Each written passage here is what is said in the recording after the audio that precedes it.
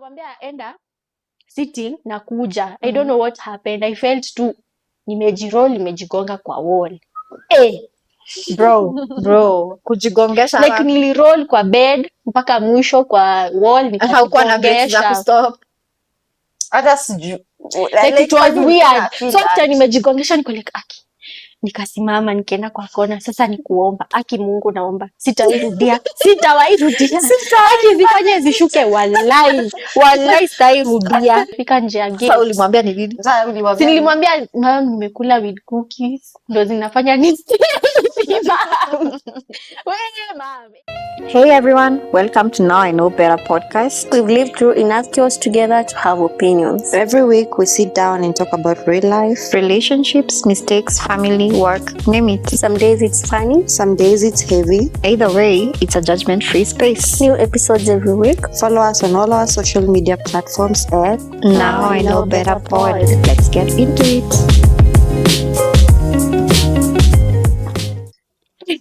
Hi guys. Hi.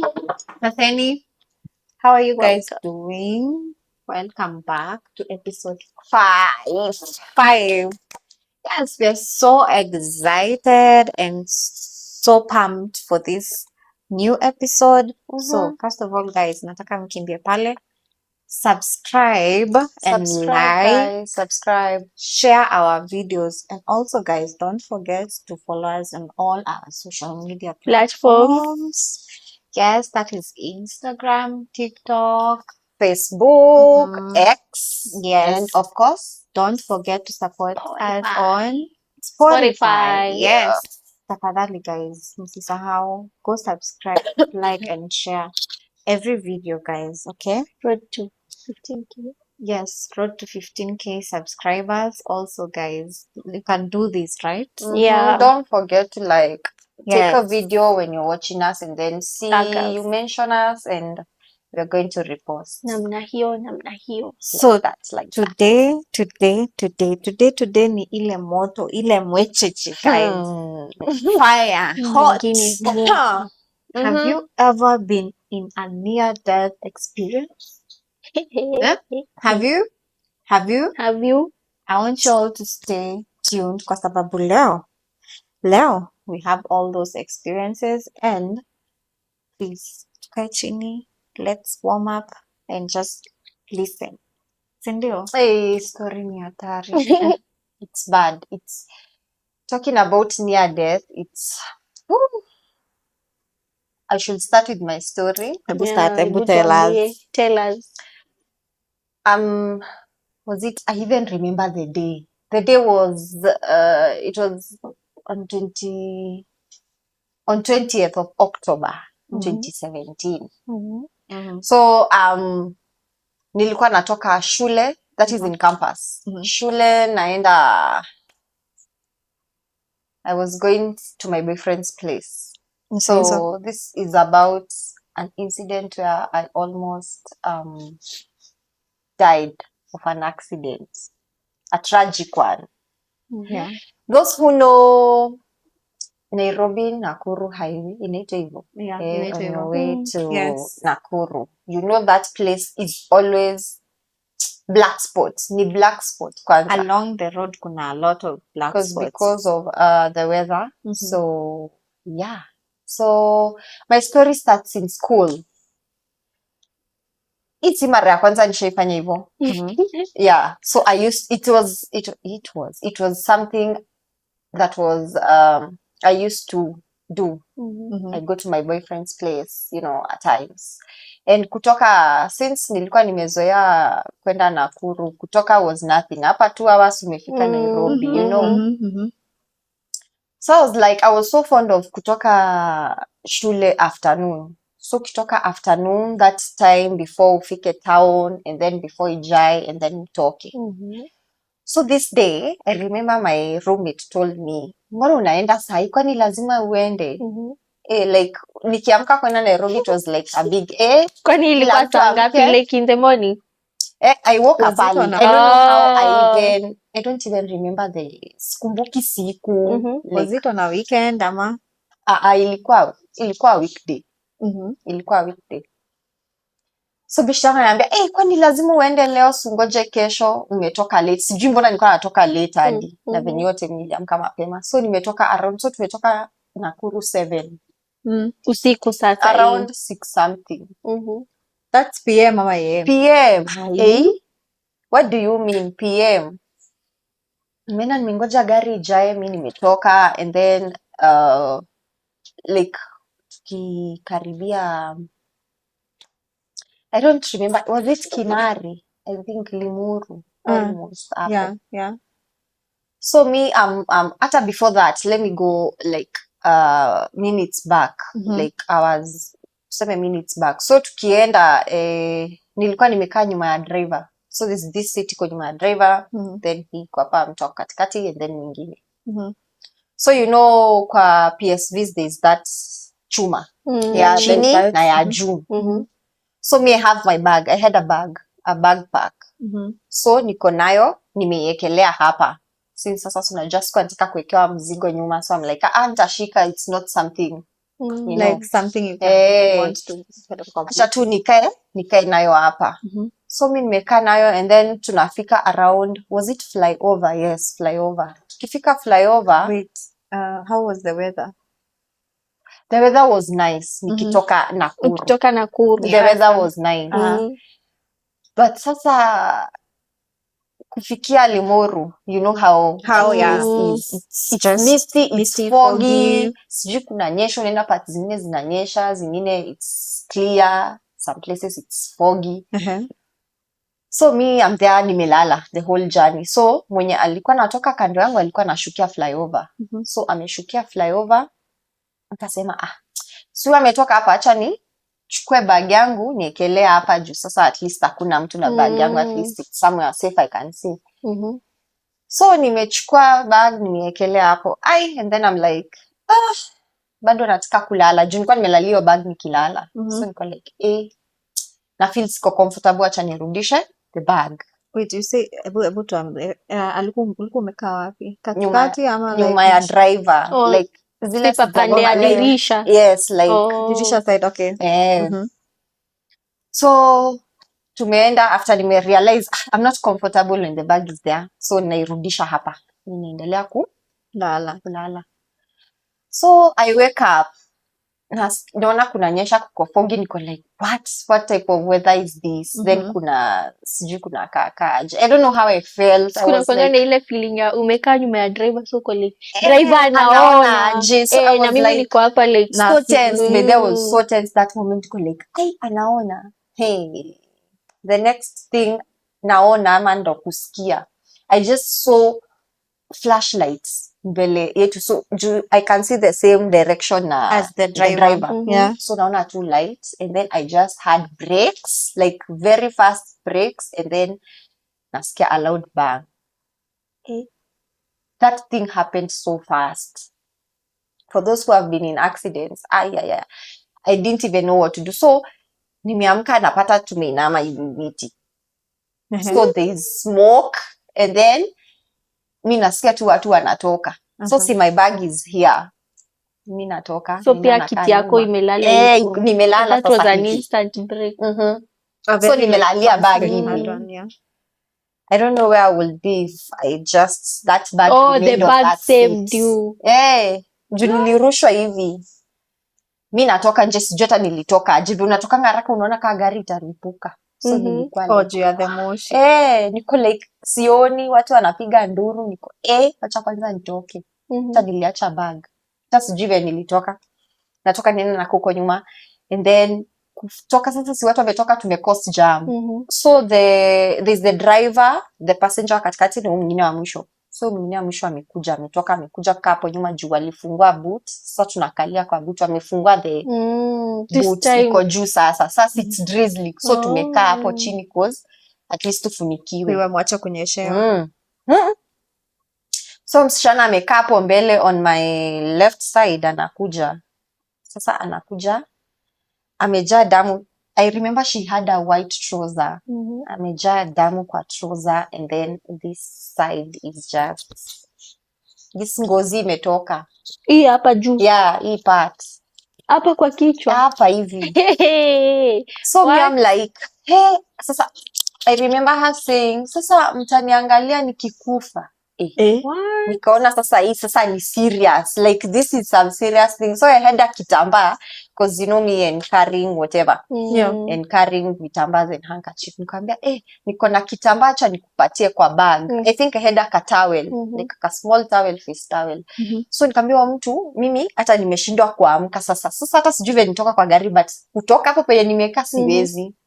So nikamwambia niende bag yangu ya black iko hapo nyuma, blah blah blah, I explained. So ananiambia haya, leta bag, nikamtolea, and then she cleared it because alikuwa anasema anasikia uchungu, leo sijui anasikia jiwa. Sasa nikaanza kusema na mimi nimegonga hapo, nikaanza kujiguza. Sasa nikasikia meno yangu ni uchungu, nilikuwa nimekatwa I think hapa kwa mdomo. So I'm like, kwani hapo na hapa naona natoka damu. Nikasema sina kioo. Sasa niko like oh my god, hapa pamefura, sijui ni nini. So I'm doing like this, my teeth it's shaking, this nini ya right ya mbele. Oh my god, niko like what else. So watu wakaanza kusema ati watu wanatafutiwa gari, so ati mwenye anajua hako sawa aende hosi, mwenye anajua ako sawa tungoje gari nyingine ya kwenda Nairobi, because in that same matatu there were people who are going to Nairobi and they had a show at 9. Na yote mtupata accident kwa around 7:10. So anasema tutafutia gari, I have a show at 9, so I'm supposed to be in Nairobi, blah blah. So there's a lot of commotion. Huyu anataka gari, huyu anataka kwenda, anasikia nakufa. Mimi mwenyewe ndo niko hapo, hata siwezi hata nini mguu, siwezi tembea sasa. I cannot even walk, I cannot even stand on my feet. So niko hapo, the ambulance ikakuja. So you unaweza kwenda, umegongwa mguu? Sikujua, nilikuwa najua siwezi tembea sana, shangaa mbona. Sasa sino nikaambiwa wa ambulance, akaniambia utaenda, nikaambia mimi sisikii miguu yangu. How long did it take for an ambulance to actually arrive? Let me tell you, I didn't know how time was. Ama you didn't hata sikumbuki. Ulikuwa tu so unakumbuka tu from nieko kwa ambulance, nakumbuka tu tukifika Kijambe tuko kwa accident emergency, vile tunaingianga haraka. So nikapo nimechukuliwa, nishaekwa kwa bed, nimesikia kwa ndani, like oh my god, what is happening? That's serious. So on the scene before tuingie kwa ambulance, I loved their service. I big up to those, big up is crazy, but guys, I want to thank those first aiders. Like I've worked as kwa Red Cross. Those people did a very good job. And like doing the first aid before going to hospital, it really helped me. So akaniambia usikii miguu yako, nikamwambia so I had I think I had pants kama hizi, but jeans zime kwanza nakumbukanga hiyo. You remember that nini ilikuwa yako? So imeshika hadi chini. So what he did, mimi niko like nasikia tu viatu zangu ziko na maji tu, nasikia tu namwambia mimi siwezi. So what he did, akatia the trousers from the down hapa juu, akaniambia nimeumia tu kidogo mguu. So ni kunieka bandage, the blood was flowing, that's why nilikuwa naisikia kwa viatu. So it was not magic. So it was not magic, it was blood. So my legs ziliumia.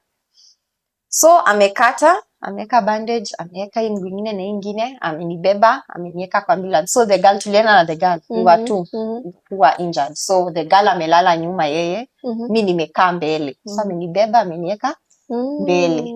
Hey, I'm telling you, there's always no noise kwa ambulance. Nilikuwa nasikia tu niende. So mkiwa ndani you can't hear the uski. Like you don't feel anything. Nilikuwa nasikia tu tunaenda kuko silent tu.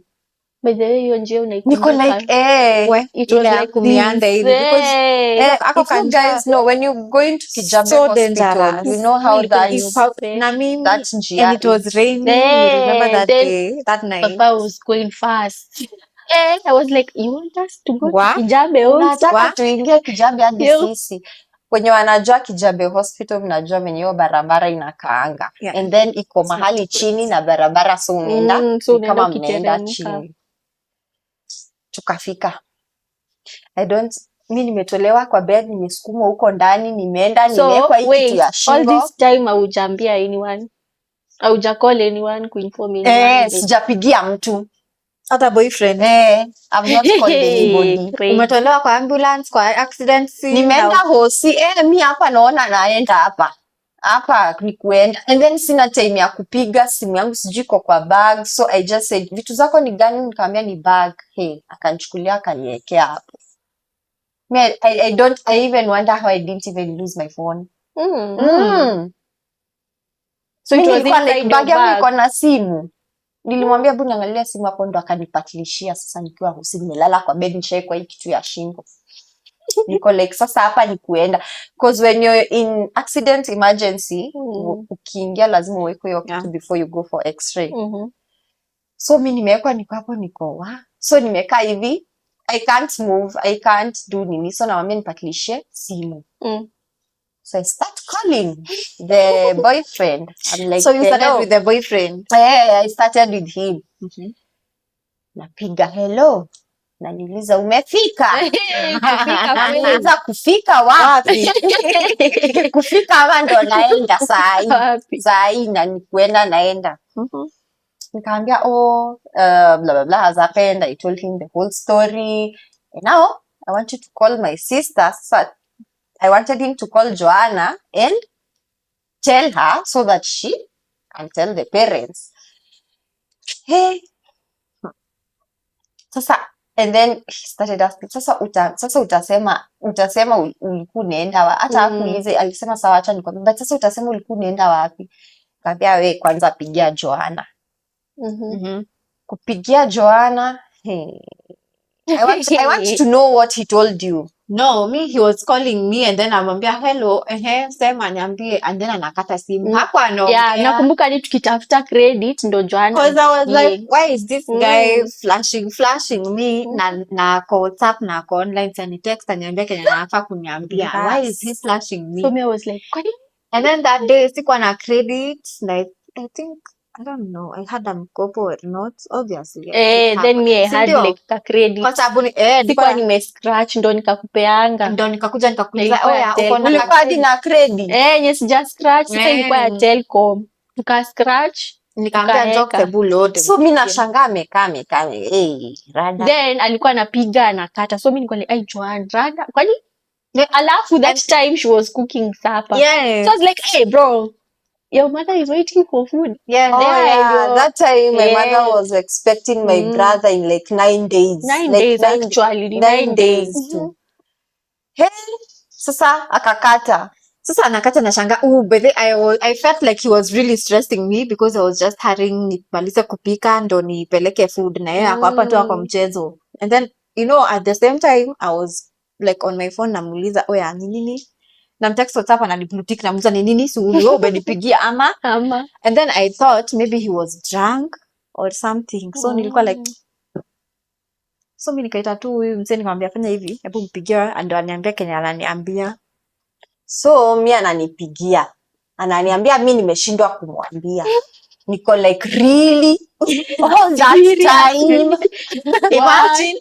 Tulishinda kwa PE kama 1 hour. Ilikuwa PE. So nimekaa ananiambia ati nimeshindwa kumwambia. Mimi niko like si waste time.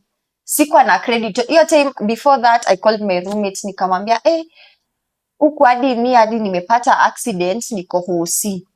Kwanza nilipigia roommate wangu nikapata sijui alikuwa ameenda sapa akaacha simu sijui wapi. So hata hakushika hiyo time, nilimwambia baadaye got an accident. Nikamwambia ni serious, nikamwambia hapana. Sasa nikasema acha nipigie sasa Joanna sasa. Nikampigia hello uko poa nini.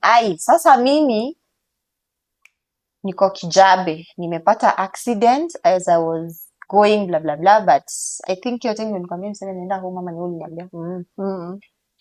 Nilikuwa naenda sasa nimepata accident niko hosi. Nataka seme hapo. I was like what? Vile alikuja kusema ilikuwa fine. Nikupigie. I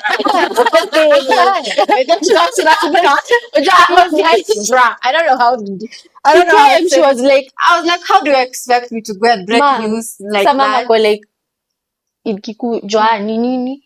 Mom. Sasa hata mimi nataka kusikia sana niko like Joanna Rada kwani what's up? She's like mom sasa bado ulisemanga nini? Mom sasa mom alikuwa anakuja huku. Ulinitaka kuniambia ama? I don't Yeah. think uliniambianga. Pia mimi nilijulia hapo. Ulijulia. Niliambia kila mtu hapo juu nilikuwa like wacha tu niseme juu nikianza kuambia huyu sasa like she will be like she will be like so alikuwa anaenda kwa boyfriend sasa angeharibu maneno angeforgot everything nini. So I was like It was a matter of life and death. Like, you tell the parents you are coming home, not going to your boyfriend. Because it was bad. Yes, because it was But already pia wewe bad. ukujua ku break news. Sasa mimi nilikuwa like sikuwa nataka kuambia mom juu by the sijui kama nilicall papa. I don't know. after I called you ndo nilipigia papa. I told you to papa call him. akakupigia. Sasa Papa was so anakuja calm. Hadi alikuwa anafanya nisikie vizuri, ni kama si kitu. Hata vile alikuwa ananiambia sawa nitakuja. Kwa sawa, wamekufanyia sawa. Mom, guys, let me tell you. Where my mom, she started screaming there. She's expectant. She's screaming. Na ni saa 9 saa ngapi? Everybody came. Sasa nisemaje Joan kwanza? Every neighbor. Joan, unajua Joan was like si kitu kubwa. Ako hosi, alipata accident. Kadogo. Sasa hata kungoja amalize nduru. Yes. Ameamka ameanza kuenda ati twendeni. Nakwambia she was the first one kutoka kwa mlango. Ati hebu mpigie niongee na yeye sijui nini. Sasa niko kwa call, nasikia mama ana scream kwa background, naambia Joan guy. So after nimekwambia ndo nikasikia mama akiuliza ni nini. I think ukamwambia nikiwa bado kwa call. Yes, because hizo ndo alikuwa umeniambia sasa niko like oh my god. I think venye kusema wapi sahi. Alianza kurealize tension. Ile time nani alikuwa na PE tukitafuta credit. Ile time ya PE sasa hiyo time ya credit anakatakata anapiga simu. I wouldn't like to experience hivyo, kusikia hivyo. Juu imagine venye mko mnasikia hiyo kupiga and then Julie sabe sasa mom alienda tu after amevaa sweater already. Mom was all dramatic, nikamwambia relax. She called my dad and she was like, let me tell you, if you are not here in the next like 5 utanipata mbele mimi. I'll walk to Kijabe and I was like, yeah, calm down, relax. I tried to like control the situation. So hivyo nimepigia papa na niambia siko home but acha niende home. Namwambia papa piga tu home sasa, waambie mama niko sawa juu nasikia tu ako huko analia. Hakuwa anataka kusikia. Kaniambia wacha basi nimpigie tunakuja sasa. Nikamwambia sawa. Yeah, as soon as my dad arrived, we just like tulienda. No. My grandmother prayed for an hour. Yeah. Guys. Wanataka kupata dimeenda. So we have to break the news to my grandmother. So we go to her place. Yes. She prays for an hour and we are supposed to go. My mom was like, let me tell you guys, the devil was pushed to his place for an hour. 1 hour. Let me tell you, the prayers were long, and my mom was like, oh my god, we need to go. Actually tulimwachanga kwa gari tukaingia kwa shushu. Yes, because she was like she couldn't move. She couldn't move. So she was like, I'm not coming out of this car. You guys need to go and pray. Finish, come back. Sinajua nishangaa 1 hour yote. Nakwambia tuliomba like for an hour. We prayed for you for like so in the meantime before muombe na mkuje, mi niko hosi na ngoja kuingia x-ray. I loved the way they shughulikia mtu hata before you pay ama anything. Because it is an emergency. I'd recommend Kijabe. Kijabe hospital is a good hospital. So niko hapo na ngoja x-ray. Naenda na akiniambia nisimame ndo nipigwe x-ray. So nimepewa 5 liter na 5 liter ya maji ndo nisimame straight. Nikwambia kwa accident singeweza kusimama. So sahi ni daktari. Si mama ndo tukupige x-ray msichana lazima. So I'm like hapo nimelia. So lazima like you remove. Wamekata clothes zote juu siwezi atatoa, siwezi move any bone. So nikavalishwa hiyo wanachukua x-ray. Nenda mpaka kwa screening. Wanapaka hiyo kitu kwa tumbo, wanaangalia. Narudishwa kwa bed. So niko hapo na wangoja. Hey guys, and then when we were going the journey to now Kijabe, it started raining. Then my dad was going fast. My dad was like alikuwa anafinya hiyo gari like we need to fly. So Like, we mama need to alikuwa go. anasema to fly. So this time she's like You're going up. utaenda polepole sasa. Ama nitashuka. Kupeleka hiyo gari. Everybody was everywhere. Karibu hadi anashikilia steering. Imagine. Hey, bro. It was so crazy and it was so hectic. Let me tell you guys, kila mtu alikuwa anafikiria tu like venye atafika hiyo Kijabe. And you know venye like Nairobi Nakuru highway venye inakuanga. It's bad. It's like so hectic. So kuna kajam, kuna mahali mnaenda mnafika, sijui kuna barabara inatengenezwa. sijui kunafanya nini. Lazima muende. And then that meandering stuff ndio tufike sasa Kijabe. Ni kuteremka. Papa anapiga tu hivi tu. Ilikuwa traumatizing. So mkafika mkajipata hapo kwa bed. Yeah, I was like keeping in touch with you every time. Ulikuwa unanipigia kwani amfiki ati tunakuja sijui kuna jam. Then time tunaingia kuna mtu alikuwa anatolewa, I think alipasi hiyo time. Nguvu inatuishia tu kwa then papa was making a joke ati mimi hata nilikuwa nadhani wewe ni wewe umepita. Bruh, it was not even like unakumbuka hiyo ndo alisema niliona mtu ametolewa nikashanga kwanza nilikuwa acha ikano hapa huyo mwingine sasa alikuwa kando yako wewe unaona watu wanatolewa. Mimi nilikuwa nakuja nikifungua hizo vitu hivi Jules. It was bad.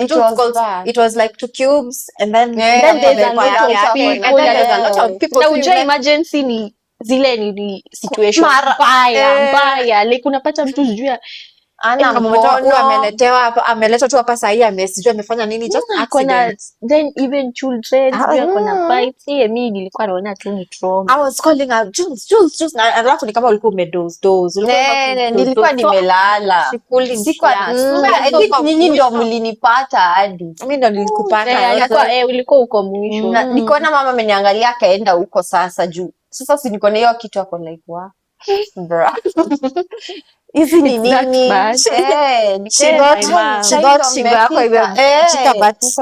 Sasa ndio mnafika sijui nini na ngoja nifanywe surgery cause my left leg ndio ilikuwa imegongwa sana kuliko hii. So hii ndio ilinidiwa kustitchiwa. So niko hapo na niwaambia mmeniletea nguo. Nakumbuka nikikwambia uniletee kitu niweza vaa hivi juu siwezi vaa trouser na nilikuwa na trousers kwa bag. Actually nilikuwa na shorts so singeweza nilikuwa nimebeba. So kanileteanga ile sweater top. Kwa dress top ile refu ya kuvaa. Nikashona niko hapo tu. Nashikilia tu just mkono hivi niko oh my god what are these. So ndo nikaletewa results. So nikaambia pende angalie. Kaambia ni poa au niko poa, kitu nafaa kufanyiwa ni surgery tu hii stitch ya mguu. That thing was painful. Girl. Au kuwekwa kile niliwekwa na nakumbuka nikipaka ndio nilikuwa nasikia uchungu. And then hiyo umeshona ukiwa hivi. So kuweka mguu hivi you stretching the uzis. Nimewekwa hivi sasa after. Sasa tunaenda home sasa. Tunaenda home around 3. 3 kweli. 3 ama ilikuwa 4 almost asubuhi. Because I remember when tulikuwa tunatoka Kijabe it was like morning ndio joy ilikuwa inatoka. 5. I don't remember how that time went. Nilikuwa like narudi home. Yani nilikuwa traumatized. Hadi nilikuwa nasikia naingia kwa gari naenda home. Nasikia hapana. Nasikia no. It was stressful. So papa kwa hapo ananisukuma au ameniweka kwa kiti. So namwambia nipandishie kiti nikae hivi juu. So unajua wheelchair unakaanga hivi. Sasa namwambia niweke hizo vitu hivi.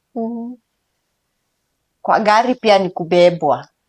Unataka turuke basi kuruka bump naambia wacha sasa wenye wanasema napendanga kuexaggerate lakini wewe naye hapana unaenda kilometers per hour naambia endeni polepole usiruke bump. Can you imagine? But it was very bad like even the process ya kuheal street unalala miguu zikiwa kwanza I remember hiyo time hapana. Nakumbuka ndipo papa kinitengenezea like lafaa kuswing mguu nikilala mguu ile hivi so na swing imefungwa It was Kidogo crazy. njoo. Kuwekewa mapillows. Njoo, guys. Actually hata nikienda bafu ulikuwa unanibeba. Namaliza Yes. kuoga namuita Jess, Kuja kuja unibebe. unipeleke bedroom. Mimi ukae. namweka kwa mgongo very fast. Hata huko unaenda And I shule. Remember that kuna time I was not even around. I was working. wewe uliendanga. Mimi nilienda. Sasa mom was cannot left. take care of me. We So I need have to two take care of people. mom. So my sisters wake wamekuja, my aunties wamekuja, manze thanks. I have two people to take care of. And then I was given sijui medicines gani hizo. Karibu nikufe tena hiyo asubuhi. The previous day. Me I sleep when my eyes are open. I'll have half open. Lakini babangu Inaitangwa. Lakini papa anakuanga aje. So niko hapo nimelala ananiambia mi niliamka asubuhi kuja kuanga usiku ati kuja kuangalia venye unaangalia mtu kama uko sawa mnataka kitu anapata nimelala nimelala sijui aje mimi nilidhani wewe wacha something anasema ni hata nilikuwa nadhani umeniacha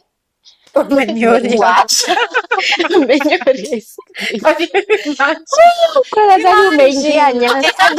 Anakuja ananiamsha ananiambia uko sawa niko sawa niko on unalala kama umefungua macho sana shangaa kwani nilituacha. But yeah, that was my story. I nearly escaped. I saw death like this. I was traumatized. I remember he took me back to school. Kwanza, it was checking matatus. It was so traumatic. Hata also Josh akizaliwa, it was still the same when thing. Also my brother was alikuwa anazaliwa. How long did it take for you to heal? Kama wiki. Nakumbuka akiwa tu ako excited kuenda kupanda kuona kuenda kuona Josh. Okay, tushashuka kwa gari. Hospital distance ni kutoka tuseme hapa. Wananipatia stuff ni sasa Jules watu washaenda kuona Josh. Mimi nimebaki na Jules. Unajua sasa siwezi muacha. Lazima nibebe. Nimemweka kwa mgongo tunakimbia. Excited kwenda kuona Josh mdogo nilikuwa class 7. Nimemweka kwa mgongo. Amechoka nilisema hii bro cheki. So ikabidi utakuja peke yako. Clutches. Natembea tu pole pole hadi nikafika. I remember the first time I used those things I fell. Nilikuwa nimesawadi kutembea. Nakumbuka hadi vile uliingia watu walikuwa like tulikuwa hadi tumekusahau. Watu wameshika hadi Josh. Ushamshika tushapiga picha. Kila mtu. Kwani kumbe ulikuwa unakuja. Sasa nikapewa kiti nikashika Josh. But I don't know how long it took. I think kama a month ndo nitembee like vizuri. Kama 3 weeks ama a month. Why did it was so nilikuwa nasikia mbaya kama wadia. Si wania. And thank God your team walikuwa wamestrike. Shule. So I didn't miss out on anything. But guys, don't do that for love. Okay, do it, but don't travel. Mtu atajua. But ujuangi. I was so lucky and I thank God but nilikuwa nalia tu nasema wastaitembea. Nilikuwa nishaanza kusema yani ni mimi nimeanguka hadi hata nakumbuka hata nilimwaga hadi mati. Bede hiyo siku hapo nje. Nje kwa veranda nikilia mkanga anaanguka. But Jules loves crying. She tried. Because I was like naanguka. Hadi unalia.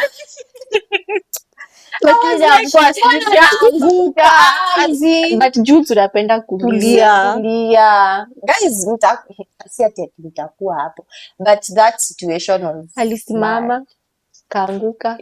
Kalia like kwani sitaki. Jess ataishi kunibeba. But nimefanya exercise 2017. Umembeba beba. But nilipona guys and we thank God you're okay now and you're good.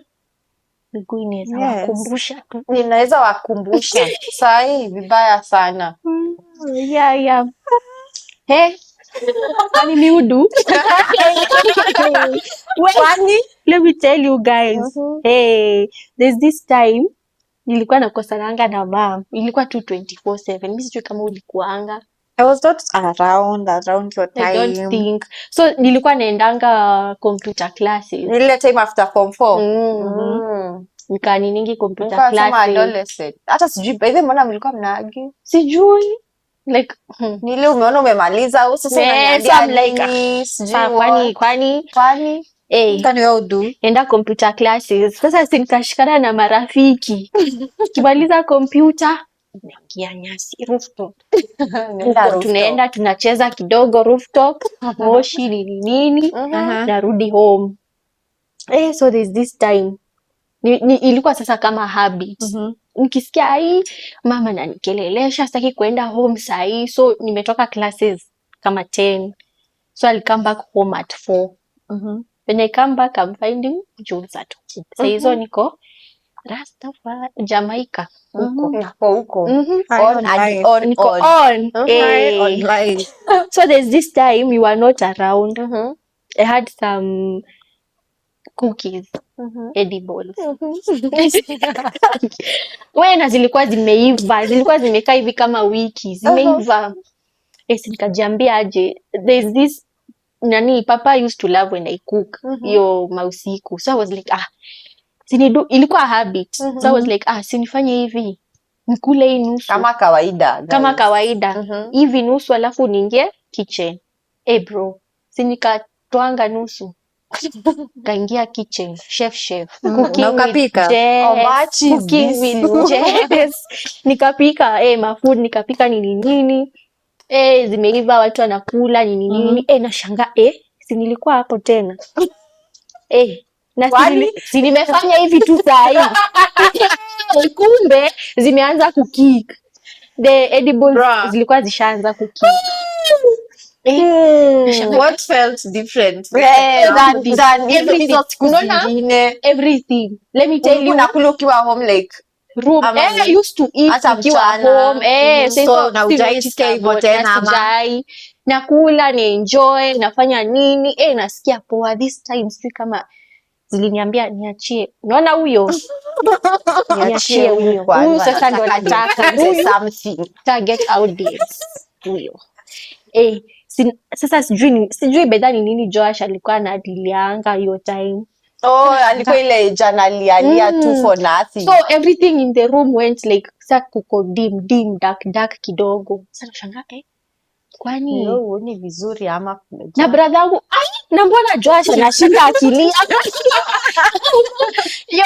So I was like ulikuwa unasikia everything is loud, super loud. So ni saa ngapi umekula na ni saa ngapi umeanza kusikia hivyo na kina mama before 7.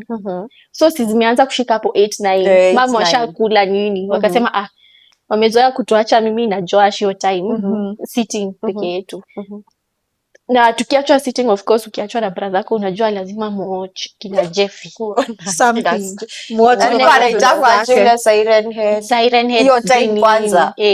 Bro, that time he was quite young. It was he was young. 2023. Okay. So my parents went to sleep, so ameniacha hapo. So mimi niko like hizi nishika, mbona time inaenda polepole hivyo mama. So I was like, nikamwambia Joash, si wacha nilale kidogo alafu utaniamsha. Sijui hiyo siku hata yeye alikuwa ametumwa tulale. So nimekaa tuna watch, naona vile unezoona lakini hapa nishaiona huyu atasema hivi na atasema hivi. So I was like yes, ni mbaya hii, naenda tu ulale. Nikaendanga bedroom kulala hivi na tani hivi, naona Joash niko like umekuja tena kuniita. So nikamwambia enda sitting na kuja. I don't know what happened, I felt tu nimejigonga kwa wall. Bro, kujigongesha like niliroll kwa bed mpaka mwisho kwa wall, haukuwa na break za kustop. Hata sijui like it was weird. So after nimejigongesha niko like Nikasimama nikaenda kwa kona, sasa ni kuomba, aki Mungu naomba sitawairudia. Aki zifanye zishuke, wallahi sitairudia. Nikifanya hivyo tena Sasa ukiomba ulikuwa unadhani unaomba peke yako ama ulikuwa so at that time ndo thought inaniambia ama niende huko rooftop nijirushe. I was this close. Then my phone, I don't know what happened. I wish I called you guys. Simu nilichukua nyasi mpaka chini ya kitanda huko. Mbona ulirusha simu? I was like, am I call Jules ama Joanne ama like what should I do? So I was like, niliona nikiwapigia nitachoma. Ai, sasa hiyo ya kina mama ndio ungechoma. Sasa hiyo ya na hiyo tungeongea unaongea nikwambia bado tunaongea. Hey, here comes the worst part. So Joash comes back again. Jokes, nimekuita. Na ulikuwa unasikia kitu alikujia. So he was like, ai, si nilikuwa hapa kukujia, sukuje twende tukawatch. Juu maybe alikuwa anataka kukaa sitting peke yake juu. Kuogopa and stuff. So he was like, ebu enda huko kitchen unipikie popcorns. Mimi nikaenda kupika popcorns saizo aki niko on. You know, na sasa hiyo time ulikuwa unasikia unaenda unapika, uoni uko real life unapika ni ukweli. Sikuwa naona like actually hata sikumbukangi pati ya kuweka popcorns, kuweka mafuta, kuzifunikia na ziive. Nakumbukanga pati zishaiva nimeweka kwa sahani badala ya kumpelekea popcorns sufuria moto. Bro, guys, like nilifika hapo nikarealize niko guys, what are you doing? Nikarudisha sufuria kapeleka popcorns. Si anakula popcorns, now it's getting worse. The feeling niko at time. Sasa hizo ni kama 30 minutes pekee zimepita.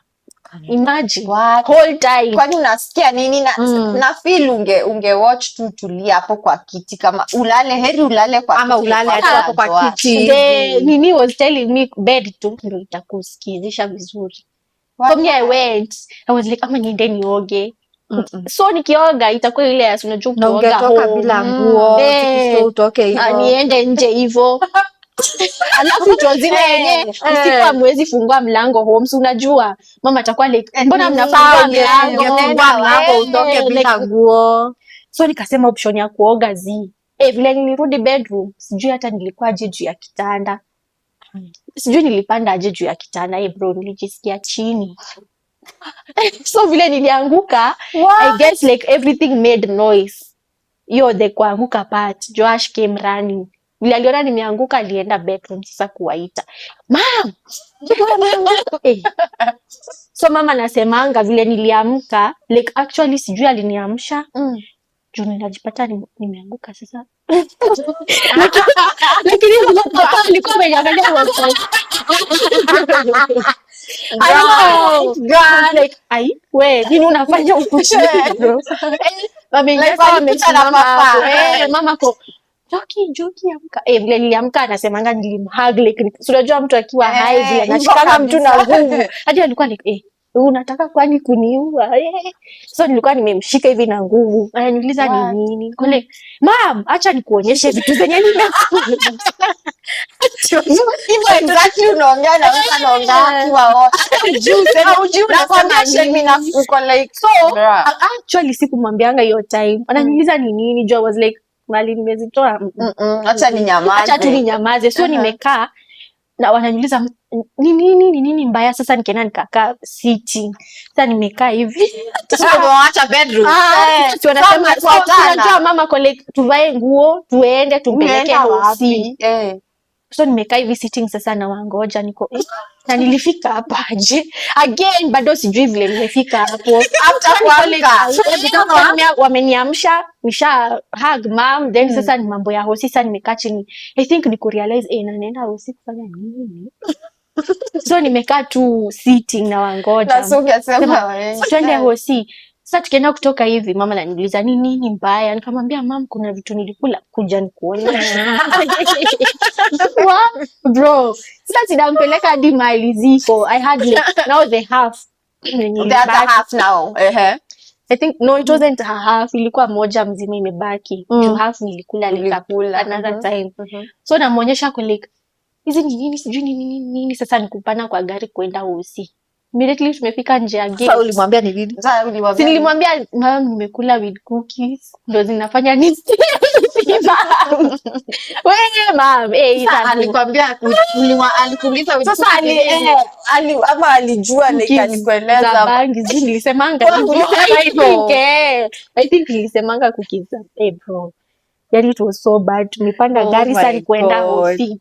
Nje ya gate my dad stops, he's like tunaenda Hosi kufanya nini? Tunaenda kusema amefanya nini? Si tutashikwa ama nini? My mom was like bro, if we don't go to the hospital, tukaenda Hosi. Hosi pale nakaa maduma. Guys, nimekuwa kwa bench peke yangu. Kwa bench as in waiting area. So I was alone na kulikuwa na watu pale like wengi. So kwa hii bench nimekaa peke yangu. Sinaanza kushake. Kwani wewe uoni kuna watu hapo wanakuangalia hapa? Bado so kujaelekea sasa ya tuache kwenda Hosi. Bado niko ai. Kwani rada? Bado nikiwa nimekaa kwa hiyo bench niko on. Like na shake paka bench na shake nina make noise. Sasa ndo wale wakaanza kuniangalia wako ule msichana. Rada bro. Kuingia, naanza kuambia sasa daktari nilikula with cookie. Nasikia sijui aje tumbo. Mimi najua huyo daktari nilitoka hapo akanichekelea. Ninajua nilitoka hapo akolekea msichana tu. So nikapewa hiyo dawa.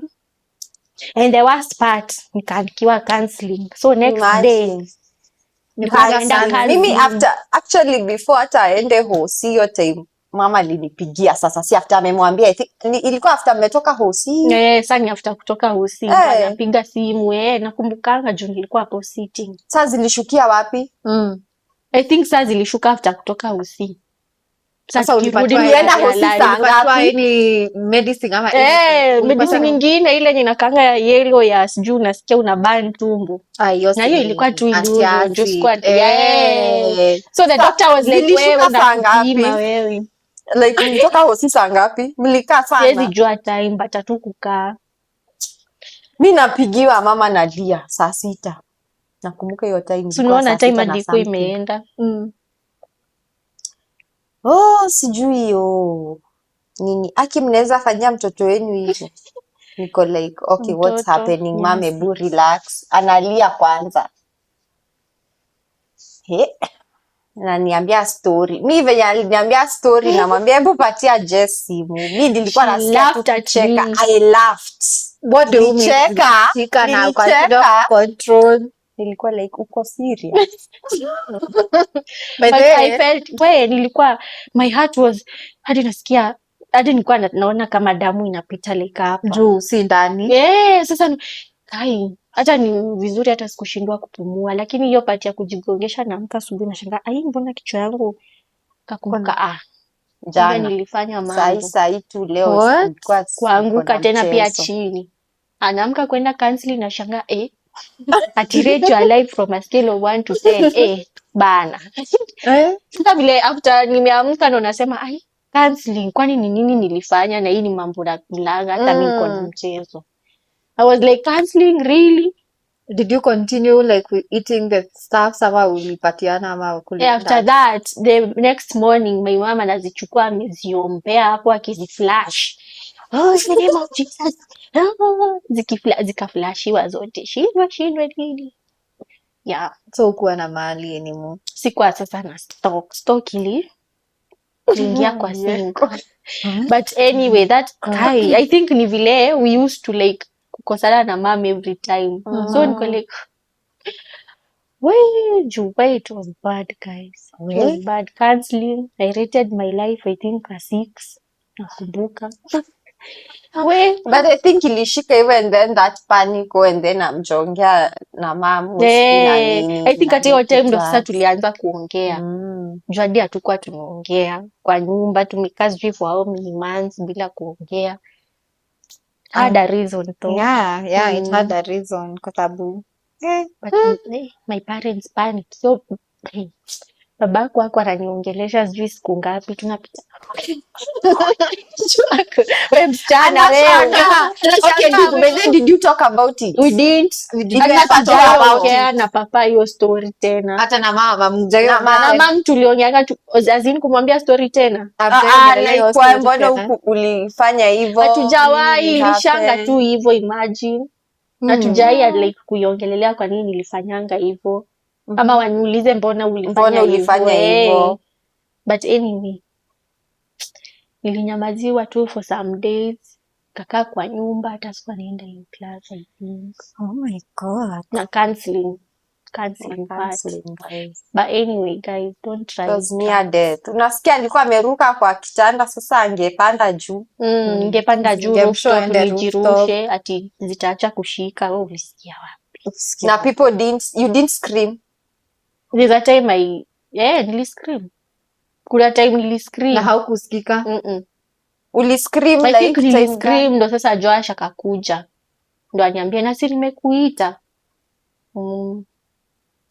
Mbona nitamuuliza kama anakumbukanga hiyo. Oh my God. What? Guys, so mmejisikia. What is your experience? Let us know about your near death experience. Hebu mtushow hapo kwa comments. Ndio. Engage with us also. Also guys, when you watch this episode, tafadhali ingieni pale kwa mtandao, tag us and we will make sure we will repost you. Also guys, msisahau we are on the road to 15,000 subscribers. So guys, thank you guys. Thank you for the Till support. next time. Thank you for the love. We love you. Bye.